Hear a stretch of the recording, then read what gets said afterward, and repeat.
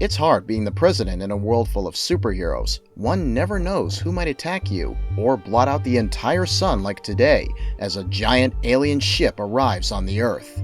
They are the HyperClan, a race of super individuals millennia old, plagued by the memory of their own world, now destroyed. They vow to protect the Earth and change the world for the better. By the next day, the HyperClan has already started fulfilling their promises. They use their powers to transform the Sahara Desert into a beautiful, lush garden. By day 2, they have executed major supervillains live on television for the world to see. Despite their form of justice being brutal and violent, the citizens of the world seem unnaturally supportive. Few question their tactics, their powers, or where they came from. Next, the HyperClan takes down the Justice League's satellite. On duty at the moment, Green Lantern finds himself plunged into darkness as the station's power goes off. "What was that?" "Electromagnetic pulse, kid. Took out the power. Give me a second. If I can change into phosphor, I can use that radiation they hit us with." Metamorpho begins to glow so they can see, but that doesn't get the life support back up and running.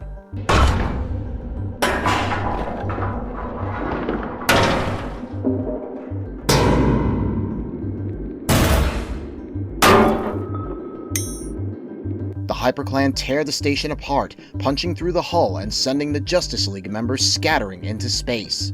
Down below, the leader of the HyperClan calls forth an ancient artifact to increase their powers, the Zonzor.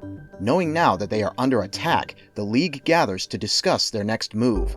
When Batman joins them from the shadows, he's already got half their problem figured out. "Are you able to detect microwaves, Superman?" "No problem." Increased activity of the 7 Hz wavelength, transmitting from a number of concealed orbital sources. The human brain operates on the 7 Hz frequency. "Mind control. This is a planned invasion. We're facing an unknown, immensely powerful enemy. We don't know how many there are, and we don't know what they want. First blood goes to them, but now it's our turn. This is war." The HyperClan makes their next move as more ancient towers spring from the ocean, sand, and ice. The League struggles to determine what is real and what is mental projection, such as the ship that had darkened Washington, D.C. only days ago. The longer they wait to figure things out and end this, the longer the people of Earth are being mentally programmed to hate and distrust them. They decide to take down the towers on Earth. Those at least seem real enough. Wonder Woman heads to take out the ocean base and meets Fluxus of the HyperClan there. "You're Wonder Woman, aren't you? I'm Fluxus." "I know who you are. The Shape Changer. I'd like to give you a chance to explain yourself before we have to start fighting." "Explain? What's to explain? We're going to kill you. All of you. And then we're going to enslave this lush little world of yours. What do you think of that? "I think that you underestimate us." A single punch sends him flying into the water, but the battle is far from over. She and Aquaman join forces, but the battle does not end in their favor. Green Lantern and the Flash have no better luck at their base, and in the sky, Superman falls to the power of the new aliens. Then, he watches in horror as Batman's plane catches fire and crashes violently to the ground. "Batman!" But he can do nothing to save anyone, as the HyperClan pulls out kryptonite, weakening him instantly. "You have no idea what we are, do you? Did you think you could round us up and take us to prison as though we were one more inept gang of super criminals? Kryptonite, Superman. Feel it? Every last detail of this operation has been carefully planned, including this." "Shouldn't I check for the Batman's body?" "Best not to risk the flames. If he survived the crash, the cold will finish him. He's only human after all.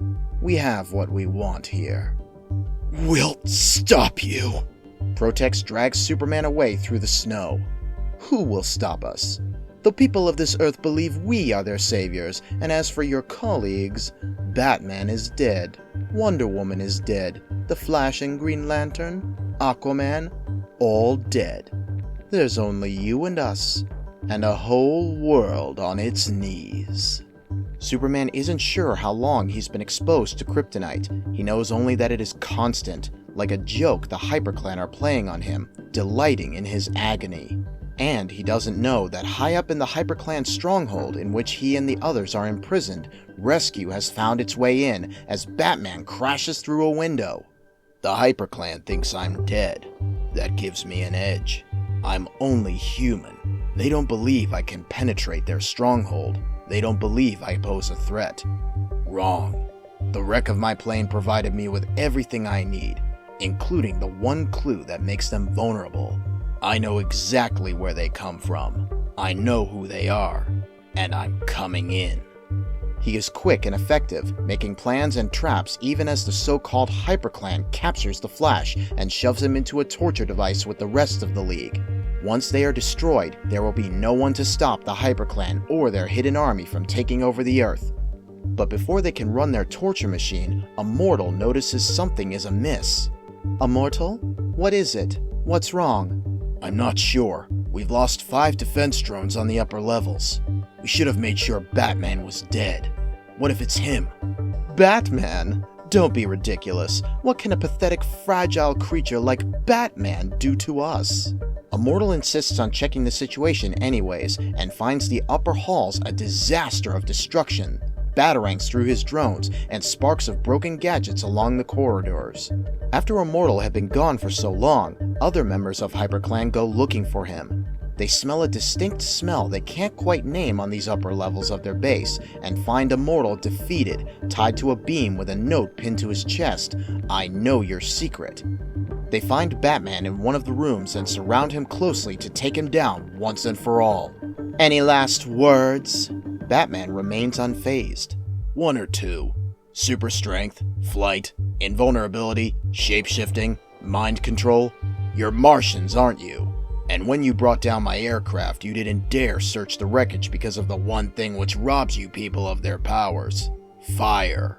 They recognize the smell too late as the gasoline on the floor ignites to Batman's single match, sending everything on the level ablaze.